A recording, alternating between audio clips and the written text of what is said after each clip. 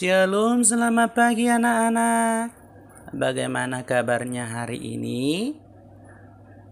Mister berharap anak-anak masih dalam keadaan sehat, keadaan semangat dalam pembelajaran kita hari ini. Oke, anak-anak? Nah, anak-anak, mari buka bukunya, buku BOS dan juga buku PBTT, yaitu di pembelajaran kedua, sub 2, hidup bersih dan sehat di sekolah. Nah, pada pembelajaran kedua ini kita bahas tentang bahasa Indonesia, ada di dalamnya muatannya. Terus ada juga PKN. Terus ada juga PJOK.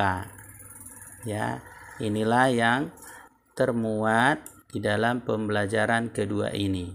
Oke anak-anak, langsung saja kita masuk pembelajarannya, yaitu bahasa Indonesia. Dalam bahasa Indonesia ini anak-anak itu ada membaca teks dengan lafal dan intonasi yang tepat. Masih ingat kemarin apa itu membaca teks dengan lafal dan intonasi yang tepat? Nah, Mister berharap anak-anak masih ingat. Dan bagaimana supaya bisa kita membaca dengan lafal dan intonasi yang tepat? Nah, boleh di komen nanti di kolom komentar, oke? Nah, sesuai dengan video yang kemarin, Mister tidak akan mengulang lagi ya.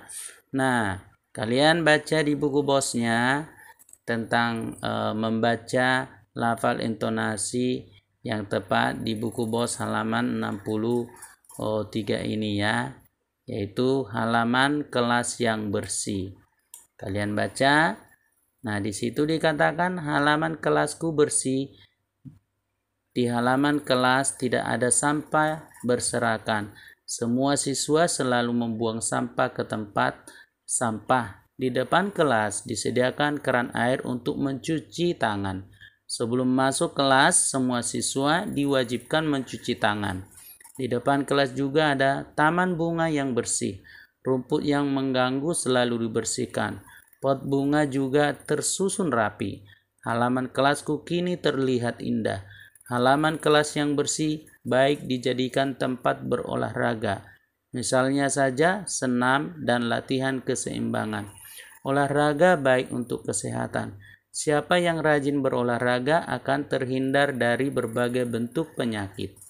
Kita harus membudayakan hidup bersih dan sehat. Nah, anak-anak, dari bacaan kita ini kita akan melihat ya seperti apa halaman kelas yang bersih dan sehat. Oke, yang pertama dari bacaan kita tentu saja disebut halaman kelas itu bersih karena tahu anak-anak dari bacaan tadi ada yang bisa menyebutkan, oh ya, satu karena tidak ada sampah berserakan. Kenapa? Karena tadi di bacaan itu setiap siswa ya wajib membuang sampah pada tempatnya. Sudah disediakan tempat sampah maka dibuanglah pada tempatnya. Kedua, karena ada di depan kelas ada keran air, gunanya mencuci tangan.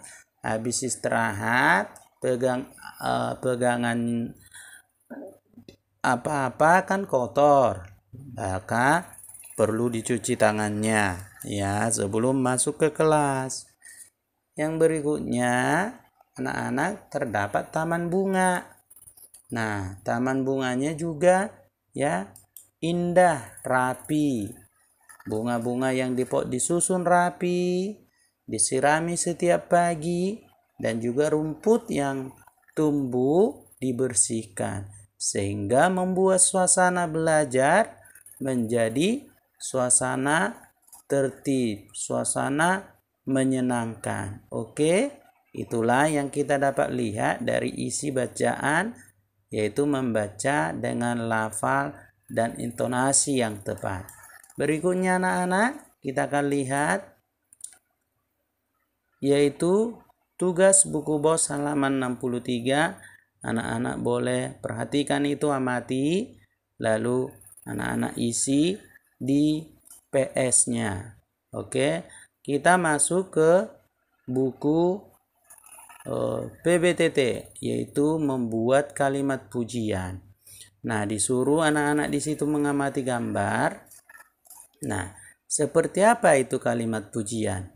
Kalimat pujian adalah kalimat yang menyatakan penghargaan ya atas sesuatu kebaikan atau keunggulan sebuah objek tertentu. Jadi menyatakan penghargaan. Oke anak-anak? Karena sesuatu kebaikan atau keunggulan sebuah objek tertentu. Nah, berikutnya kita lihat ciri kalimat pujian.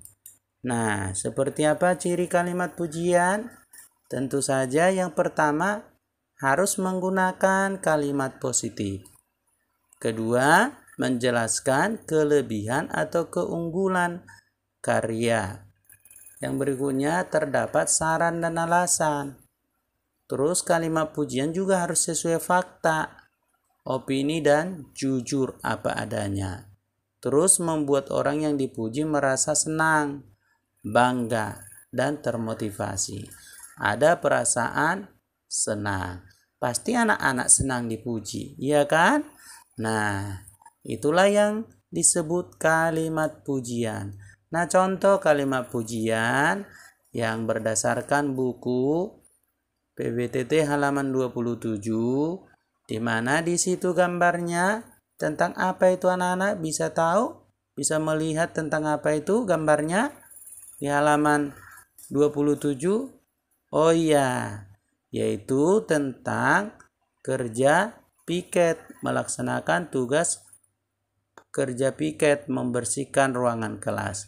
Nah, setelah sudah tahu gambarnya, lalu kita buat kalimat pujiannya. Wah, rajin sekali Dini dan teman-temannya membersihkan ruangan kelas. Bisa juga yang lain anak-anak, bukan harus seperti yang Mister buat. Tergantung anak-anak melihat, tetapi harus sesuai dengan gambar yang kalian lihat di bukunya. Oke anak-anak, paham? Oke, kita lanjut ya. Berikutnya yaitu kita belajar tentang PKN. Ya, muatan yang kedua adalah PKN. Di dalam PKN ini berbicara tentang bergotong royong, mencerminkan sikap hidup dalam kebersamaan. Kebersamaan merupakan wujud dari persatuan. Nah, gotong royong itu adalah sesuai dengan nilai-nilai luhur bangsa kita yang mencerminkan nilai-nilai luhur bangsa kita. Nenek moyang kita terkenal hidupnya yaitu hidup suka bergotong royong dan mencerminkan nilai Pancasila sila ketiga. Ingat sila ketiga? Nah, ketiga yaitu Persatuan Indonesia. Oke anak-anak, berikutnya kita akan lanjut yaitu pelajaran tugas. Ya, tugas buku bosnya itu tentang sikap yang harus dimiliki agar terdapat persatuan di sekolah. 1. Mulai mau berbagi dengan teman. Kalian juga bisa lihat, tambahin lagi ya. Ingat, dikerjakan di buku PS. Oke anak-anak, itu tugas. Terus kita lanjut pelajaran PJOK. Nah, PJOK yaitu tentang berlatih keseimbangan. Sudah pernah kemarin-kemarin kita bahas tentang keseimbangan. Ya, ada keseimbangan dinamis dan keseimbangan. Masih ingat anak-anak? Nah, tolong dijawab keseimbangan apa di komen-komen dari channel ini. Oke? Yang pertama yang kita bahas yaitu tentang keseimbangan telentang. Ya, caranya telentang, posisi telentang mula-mula telentang dengan posisi badan lurus. Ya, tiduran tapi lurus. Oke, lihat gambar yang A. Nah, posisinya badan lurus. Kedua, kepala dan pinggang ditekuk ke depan. Kepalanya, pinggangnya ditekuk. Oke. 3, ya, tahan beberapa saat semampunya. Nah, kemarin juga sudah bahas untuk apa kita latihan keseimbangan, ada manfaatnya. Mudah-mudahan anak-anak masih ingat. Ya, supaya tidak hanya berlalu begitu saja pembelajaran kita.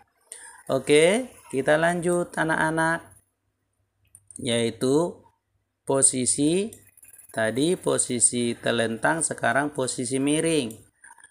Nah, perhatikan gambarnya. Posisi miring caranya melakukan pertama mula-mula berbaring miring dengan kedua kaki lurus, ya. Tiduran tapi miring. Ya, kakinya lurus. Setelah itu lihat gambar A. Salah satu kaki diangkat, gambar B. Ya, diangkat kakinya. Tahan beberapa saat semampunya. Lalu salah satu kaki ditekuk ke belakang. Ya. Tahan dan beberapa saat semampunya. Oke. Demikian selanjutnya bisa dibalik lagi. Ya, kalau tadinya mungkin kaki kiri yang ke atas, baru dibalik posisinya lagi, kaki kanan yang ke atas. Oke. Nah, anak bisa praktekkan di rumah ya. Terus berikutnya yaitu posisi, kalau tadi posisi telentang, posisi miring, sekarang kita lihat posisi telungkup. Nah, posisi telungkup yaitu caranya sama ya. Kita melakukannya yaitu pertama mulailah telungkup. Ya, anak-anak pasti tahu. Ya, lihat gambar di A. Ya, telungkup, mula-mula telungkup dengan kedua kaki lurus. Telungkup, kedua kakinya lurus. Ya. Dan kepala menghadap ke bawah. Lihat gambar A atau ke lantai lah. Ya. Ya. Terus berikutnya anak-anak setelah itu salah satu kaki diangkat. Gambar B itu kan? Ada gambar B di situ. Diangkat dan ditahan beberapa saat. Ditahan beberapa saat. Ya. Semampunya. Ya, kalau sudah pegal, udah capek, boleh diganti atau diturunkan. Oke, jangan sampai cedera, jangan sampai dipaksa. Ketiga, ya gambar C, kedua kaki diangkat dan ditahan. Wah. Ya, ditahan beberapa saat. Gambar C ya. Semampunya ditahan, kedua kakinya ditahan, semampunya. Oke, itu saja penjelasan mengenai yaitu keseimbangan. Oke, ada tugas yaitu PBTT halaman 26 sampai 28. Oke, demikian penjelasan kita hari ini. Tuhan Yesus memberkati. Jangan lupa anak-anak untuk tetap mendukung channel kita ini dengan cara subscribe, bagikan sebanyak-banyaknya. Oke, tugas buku bos ditulis di PS. ya, jangan di buku bosnya. Dadah, sampai jumpa.